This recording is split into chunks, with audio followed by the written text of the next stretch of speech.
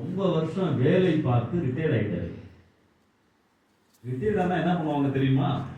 ஒரு ஃபங்க்ஷன் வச்சு அவரை பற்றி 4 பேர் வாழ்த்து பேசுவாங்க. அதுக்கப்புறம் ஸ்நாக்ஸ் எதாவது சாப்பிடுவாங்க. அவருக்கு சில கிஃப்டெல்லாம் கொடுப்பாங்க. அதுக்கப்புறம் அவரை வீட்டில் கொண்டு வந்து காரில் விட்டுட்டு போவாங்க. கரெக்டாக?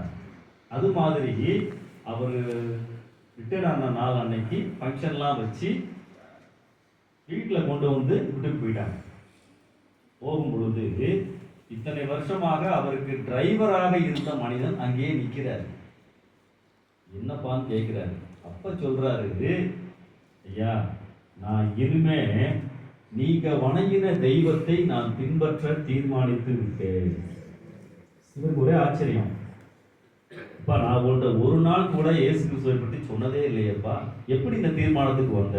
இல்லையா, உங்களுடைய வாழ்க்கையை நான் கவனித்திருக்கிறேன். இத்தனை வருடங்களாக நீங்க வேலையில உண்மையா இருக்கிறீங்க, லஞ்சம் வாங்கவே இல்லை, அன்பா இருக்கிறீங்க, தெய்வத்தை போலவே நீங்க இருக்கீங்க. காரணம், உங்களுக்குள்ள கடவுள் இருக்கிறார். அந்த தெய்வம் எனக்கு வேண்டும். அல்லேலூயா. நடந்த ஒரு காரியங்க, சமீபத்திலே நான் இதை கேள்விப்பட்டேன். இதை பார்த்து அப்படி சொல்லணுங்க.